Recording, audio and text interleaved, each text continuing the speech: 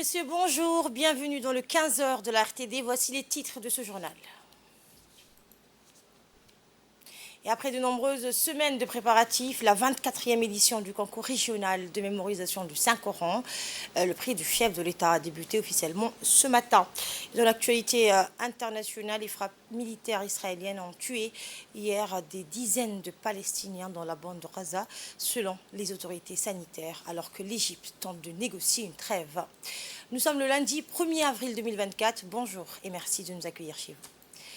À l'issue des travaux de la tournée du Premier ministre Abdelkader Kamel Mohamed qui s'est tenue samedi dernier à Arta, les responsables de l'équipe de FC Arta, club qui évolue au championnat national de football, a, à titre honorifique, offert un maillot de son équipe aux initiales AKM au Premier ministre et vice-président du parti RPP Abdelkader Kamel Mohamed. Notons également que l'ensemble des joueurs et des dirigeants de ce club étaient au premier rang de l'accueil chaleureux qui a été réservé au Premier ministre Abdelkader Kamel Mohamed au Sunny Hill Center régional d'Arta. De son côté, le Premier ministre a remercié le club, son président, son staff et ses joueurs pour ce geste honorifique. Il a également encouragé les joueurs à continuer leur propre performance et à poursuivre l'émergence qu'ils sont en train de réaliser dans le football national, bien entendu d'Arta, donc la branche amine des régions. Enfin, le Premier ministre n'a pas manqué de féliciter vivement les dirigeants du club pour leurs efforts en faveur du développement du football local et national en général. Tout autre chose, hier soir, dans l'enceinte de l'hémicycle national, une douce effervescence régnait. L'honorable Dileta Mohamed Dileta, président de l'Assemblée nationale, avait orchestré un événement tout particulier, un iftar collectif pour marquer la 3e phase du mois béni de Ramadan. Les parlementaires, revêtus de leur plus beau sourire, se sont réunis avec joie pour partager ce moment de convivialité et de fraternité, loin des discussions politiques et des débats parlementaires. Autour d'une table garnie de mets délicieux, ils ont partagé des instants précieux, renforçant ainsi leur lien d'amitié. L'atmosphère était empreinte de camaraderie et de joie, alors que les parlementaires se retrouvaient pour un moment de détente et de partage en dehors de leurs fonctions officielles. C'était une occasion donc rare où ces hommes et femmes politiques habitués aux débats animés et aux discussions sérieuses pouvaient simplement profiter de la compagnie des uns des autres. Et tandis que les derniers rayons de soleil disparaissaient à l'horizon, les souhaits de Ramadan Moubarak étaient adressés au président de la République, au chef de l'État Ismaël Omar Guelleh, à la Première Dame, aux membres du gouvernement et au peuple de Djibouti ainsi qu'à toute la communauté musulmane à travers le monde. Et à la fin de cette soirée, le député Souleymane Dahir Bileh a pris la parole pour exprimer ses sincères remerciements au président de l'Assemblée nationale pour avoir organisé un tel événement rassembleur. Eh bien, dans l'actualité également, Djibouti a amorcé un tournant décisif dans son parcours éducatif en lançant l'atelier de formation des administrateurs pour l'évaluation PASEC 2024, sous la houlette du ministre de l'Éducation nationale et de la formation professionnelle, Mustafa Mohamed Mahmoud. Cet événement revêt une importance capitale pour le pays qui participe pour la seconde fois de son histoire à cette évaluation d'envergure. Réunis au centre de formation des enseignants de l'enseignement fondamental, les hauts cadres du MENFOP, donc les représentants des 2 conseillers techniques du PASEC ainsi que l'équipe nationale, et les 65 participants à la formation ont été accueillis. Ces derniers seront donc sélectionnés avec soin pour occuper les postes d'administrateurs nécessaires à la mise en œuvre de cette évaluation. Dans son discours inaugural, Mme Acha Farah El-Tere, directrice générale du Centre de formation des enseignants de l'enseignement fondamental, a chaleureusement accueilli les participants, marquant ainsi le début de cet événement majeur. Par la suite, Mme Ayane Ousmane Abrar, représentante du ministère de l'Éducation et de la COFEMEN à Djibouti, a exposé les enjeux et les raisons de la participation de Djibouti à cette évaluation d'envergure internationale.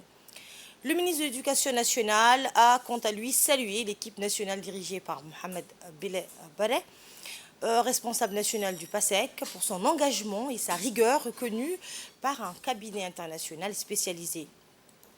Le ministre a également exprimé sa gratitude envers les représentants du PASEC pour leur soutien précieux tout au long de ce processus. Il a appelé les participants à faire preuve de professionnalisme et de dévouement dans leur fonction d'administrateur. Enfin, il convient de rappeler que cette cérémonie inaugurale, le ministre a souhaité à tous les participants un travail de qualité et a officiellement lancé l'atelier de formation.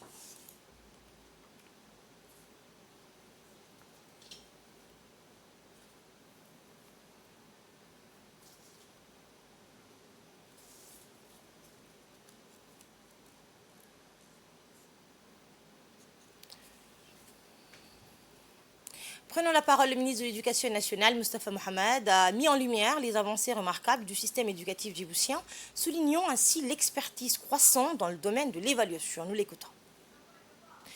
Intervention donc que nous aurons dans nos prochaines éditions.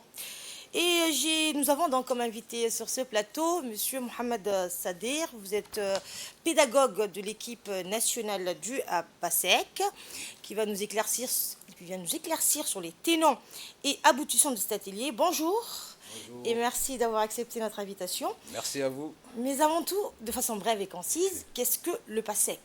Bon, le PASEC, c'est le pays de la Confémène qui ont décrété en 91 un organe d'évaluation qui évalue les systèmes éducatifs de pays de la francophonie.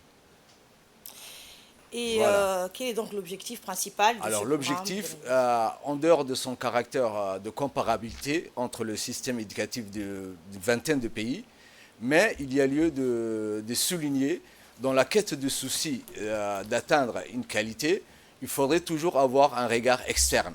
Externe, on a l'habitude de faire des évaluations au sein du pays, à l'intérieur du pays, mais on a besoin des fois d'avoir un regard externe pour pouvoir s'améliorer davantage.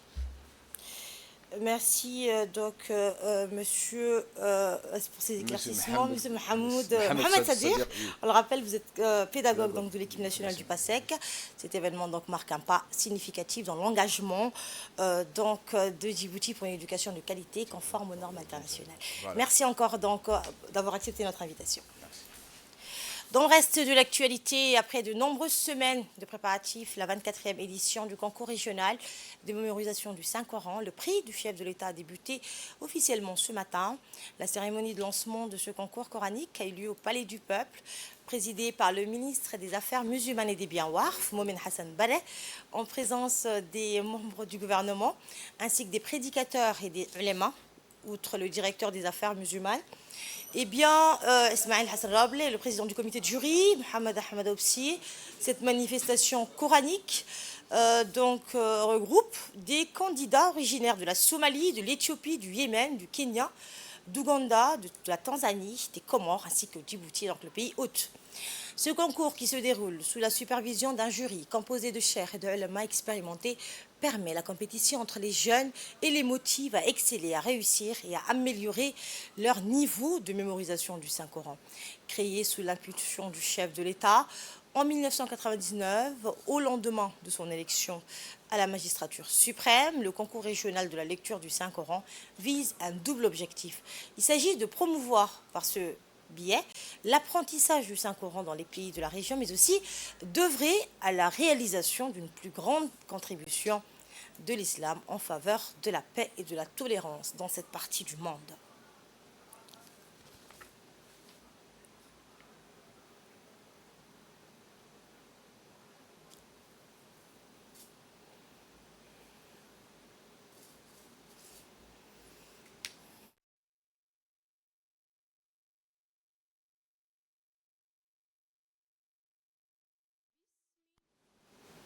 الرحمن الرحيم إن هذا القرآن يهدي للتي هي أقوم ويبشر المؤمنين الذين يعملون الصالحات أن لهم أجرا كبيرا. Et après l'ouverture officielle de la cérémonie avec quelques versets du Saint-Coran, l'hymne national, le public a suivi avec une grande admiration le chant de la jeune fille Hayat Hassan. Cette chanson souligne l'importance tangible de cet événement coranique. La voici.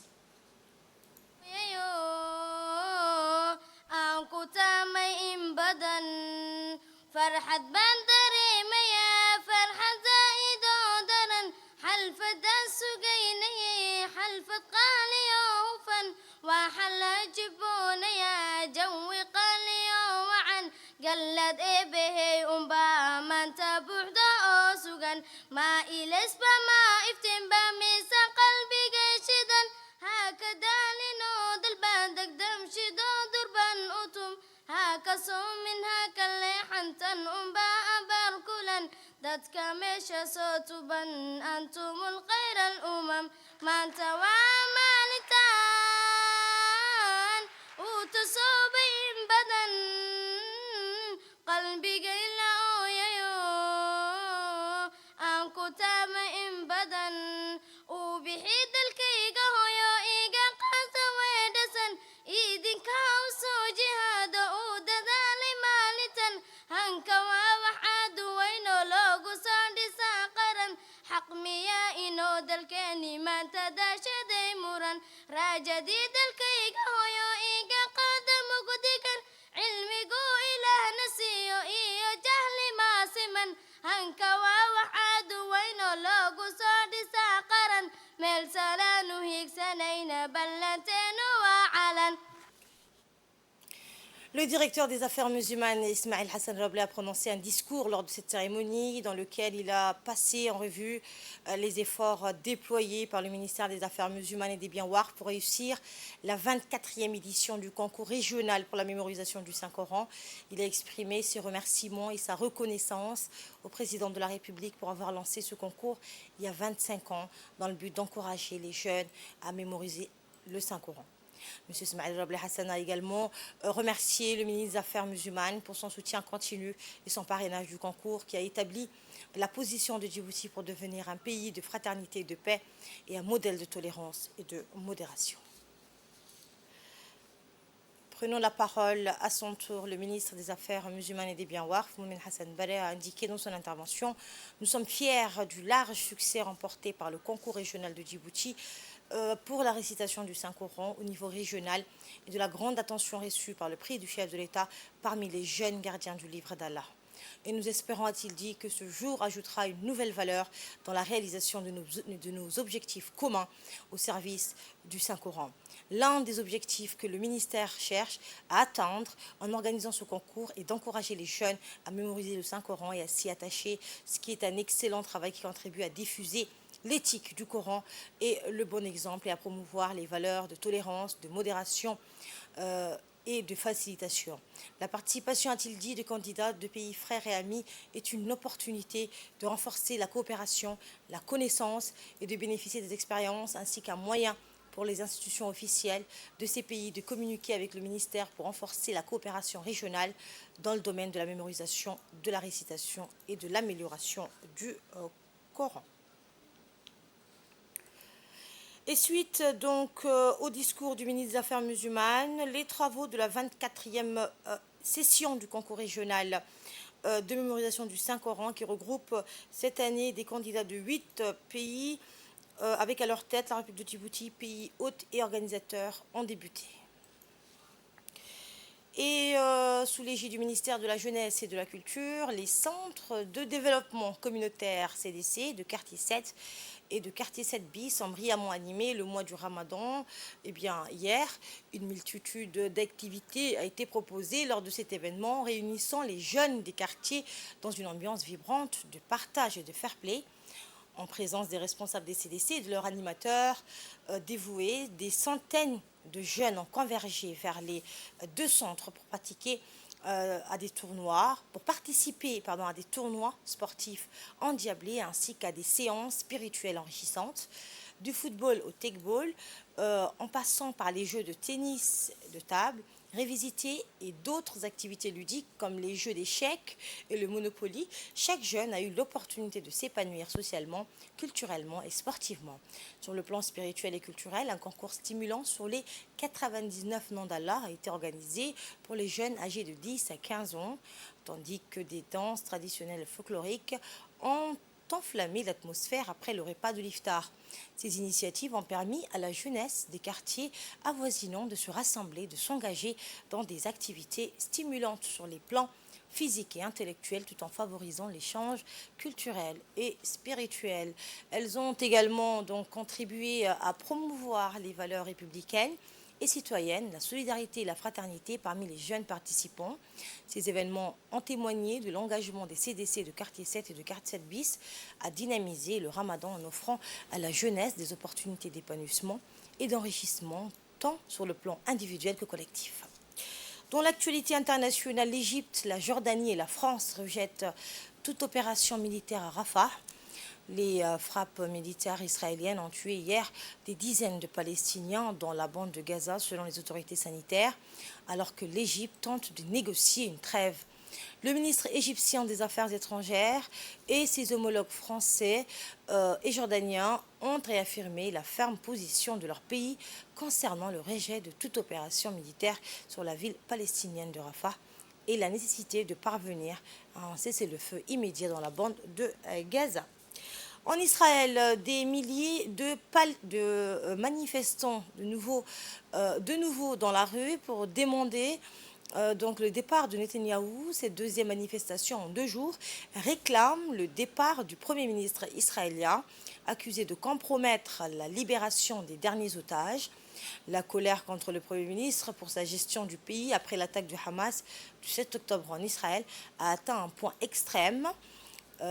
Donc c'est ce qu'ont estimé les forces c'est ce qu'a estimé donc Dana Ravgobel, 44 ans, venue de Tel Aviv. Et c'est ainsi que s'achève cette édition. Merci pour votre fidélité. J'aurai le plaisir de vous retrouver ce soir à 22h pour un nouveau journal. Bon après-midi à tous.